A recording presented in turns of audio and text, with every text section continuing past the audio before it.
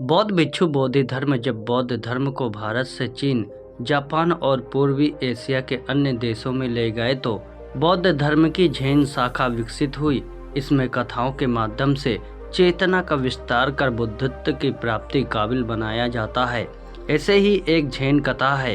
एक व्यक्ति घने जंगल से गुजर रहा था। अचानक सामने एक भयानक शेर आ गया। हड़बड़ाकर वह उल्टी दिशा में भागने लगा और जल्द ही एक सैकड़ों फीट गहरी खाई के किनारे पहुंच गया। तभी उसे खाई में एक लंबी बेल लटकती नजर आई। उसे उम्मीद जागी कि बेल पर लटक कर नीचे उतरने की कोई राह निकल आएगी। वह बेल पकड़कर लटकने लगा। तब तक खाई के कगार पर पहुंच चुका शेर उसे देखकर दहाड़ने लगा। तभी उसकी निगाह नीचे गई तो उसने देखा कि खाई में एक अजगर मुंह फाड़े उसका इंतजार कर रहा है। तभी उसने देखा कि न जाने कहां से दो चूहे आकर बेल कुतरने लगे। एक चूहा सफेद और एक काला था। इस संकट के बीच उसे बेल में एक लाल और रस भरा चेरी की तरह एक फल दिखा।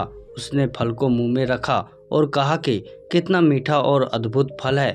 शेर भूतकाल के कर्मों का प्रतीक है जो हमारा पीछा करता है। सांप बुढ़ापे व बीमारियों का प्रतीक है। खाई में लटकती बेल वर्तमान है।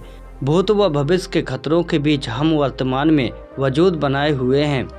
और जंगली फल संसारिक अस्थायी आनंद का प्रतीक है। दो चूहे दिन और रात का प्रतीक है जो लगातार उम्र रूपी वर्तमान की बेल काट रहे हैं। ऐसे खतरों के बीच रहकर भी मानव भविष्य को सुरक्षित करने के लिए सत्य की प्राप्ति में नहीं लगाता और जंगली फल जैसे अस्थायी सुखों की प्राप्ति में खुद को धन्य मानता है। एक बार एक व्यक्ति भगवान बुद्ध के पास आया और उसने बताया कि उसका एकमात्र पुत्र आकस्मिक मृत्यु को प्राप्त हुआ है।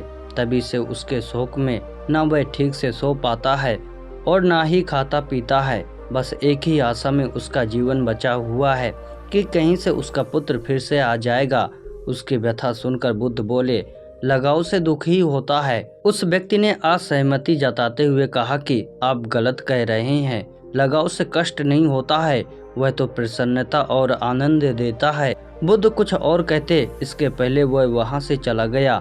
यह बात सार्वजनिक बहस बनकर राजा प्रसेनजीत तक पहुंची। उन्होंने रानी के समक्ष हुई बातचीत में बुद्ध को गलत ठहराया। रानी बुद्ध की बात का मर्म जानती थी, इसलिए उन्होंने बुद्ध के द्वारा अपनी बात के समर्थन में सुनाई गई दो घटनाएं राजा को बताते हुए कहा, महाराज, श्रीवस्ती में हाल ही में एक महिला मां की मृत्यु हो जाने से दुख में पागल हो गई। दो प्रेमियों ने लड़की का विवाह किसी और से हो जाने पर आत्महत्या कर ली। इससे यही प्रकट होता है कि लगाव से दुख होता है। क्या आप राजकुमारी को प्रेम करते हैं? राजा चकित होकर बोले, अवश्य ही करता हूँ। रानी ने प्रश्न किया, यदि वह दुर्घटना का शिकार हो जाए तो क्या आपको दुख न होगा? राजा ने स्वीकार किया कि उन्हें दुख होगा। अब वो बुद्ध की बात से पूर्णतः सहमत हुए।